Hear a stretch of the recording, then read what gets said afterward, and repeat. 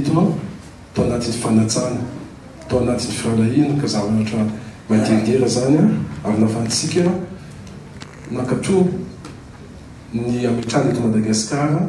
ny plan national d'action izay vao nalitsika teo zany zava-dehibe loatra a Madagasikara ny ananatsika an'izay satria mbola tsy nisy an'izay teto Madagasikara hatramin'izay voalohany zao nanany Madagasikara an'izany ary ataoko fa ho cadre anankiray zay mba ahafahany rehetrarehetra manomboka zao hijery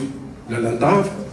ny fampanjariana ny asa mendrika amin'ny tontolo ambanivohitra ka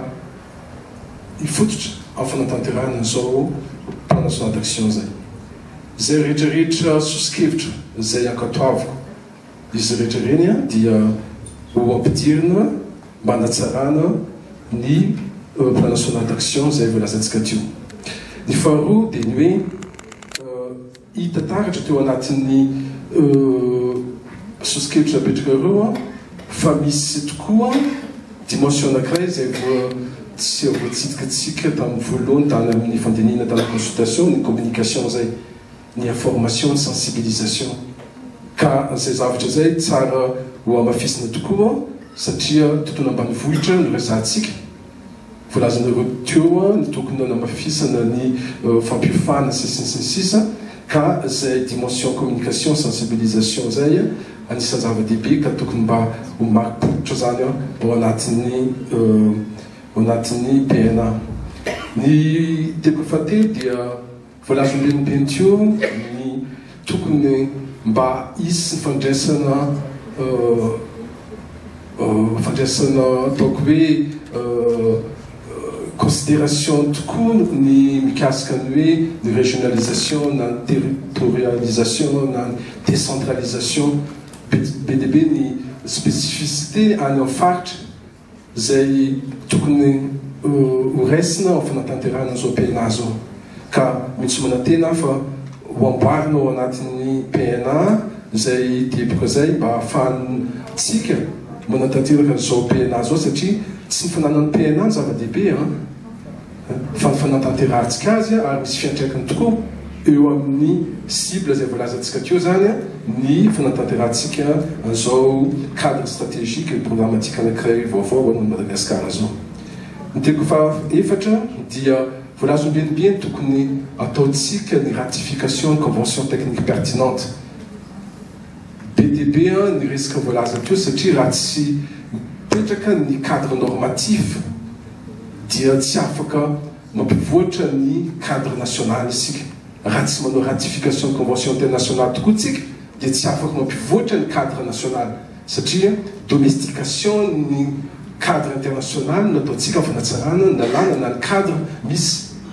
eto Madagasikara ohatra natao firenena maro ka ataoko fa zava-dehibe tokoa tokony ho principe anankiray goavana zay ho jerena fanatanterantsika zao PNA zao. Ny tepoko fahadimy dia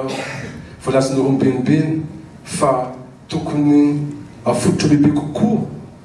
ny ny spécificité ruralité ny cadre rehetra atao eto Madagasikara. Voalazantsika teto zany tokony tsy tokony atao fombe fotsiny zao ny fanatanterahana ny politika amboaritrosona Madagasikara fa mba tokony asina focus bebe kokoa any amin'ny ruralité le cadre zay mapetratsika ny Madagasikara. Ataoko fa zava-dehibe tokoa ny sotonatsika ny tompona ny hevitry ny indrindrindra ny tompona andraikitra eo amin'ny lafiny maro misy karazany eto Madagasikara mba hisiny zany hoe nécessité de spécifier la ruralité des cadres de programmation sy cadre stratégique eto Madagasikara zay. Zay no ela zay no lava tokoa satria tsy mora nanao an'izao asa zao. Tamin'ny voalohany saika nitretina natao anatin'ny roa andro nanaovantsika an'izao validation zao kanefa hitako fa be dia be ny asa manandraikitra andrasa ny rehetrarehetra atsika amin'ny saitra misantsika rehetrarehetra tany dia natao tao anatin'ny andro iray hitantsika tokoa fa ny organisation ohatran'izao dia mivoatra foana atsika nanteny hoe World Café teo reny dia zavatra vaovao fomba fitantanana reny a ary atao fahatsika ho raisina zavatra ohatran'ireny satria amin'ny facilitation moa dia mivoatra foana fa tsy eto Madagasikara atsika dia mieritreritra fa tsy afaka misandraka amin'ny firenena hafa sisy ka mbola mankasitraka azy atsika amin'izay fitantanan'ny appui rehetrarehetra izay nataon'izay farany dia farany ny eto Madagasikara amin'izao fotoana izao mametraka ny plan de mise en œuvre ny politique nationale de l'emploi et de la formation. Du plan de mise en œuvre ny politique nationale de l'emploi et de la formation io dia manana volet emploi ao anatiny ka ho validena koa eto Madagasikara amin'ny fa 20 na fa 20 vononatsoina ho avy zao io plan de mise en œuvre io ka mety misy amintsika zao dia antsoina koa hitondra ny heviny amin'ny validation zay plan de mise en œuvre ny politique nationale de l'emploi zay ka finazotsika moa ny adresse rehetrarehetra ka aza gaga nareo ohatra ka omena an'izay plan zay ko satria zava-dehibe ho an'i Madagasikara satria fa manana politika izy tsika eto Madagasikara kanefa fanatanterana an'izany mila fandinina koa ary mila consensus ka amin'izay fotoana zay dia ho azonareo any koa ny plan de mise en œuvre satria afaka iray volana zao no anaovana validation zany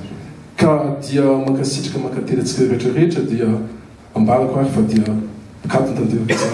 ni atelier nataontsika mikasika validation de plan national d'action pour la promotion du travail des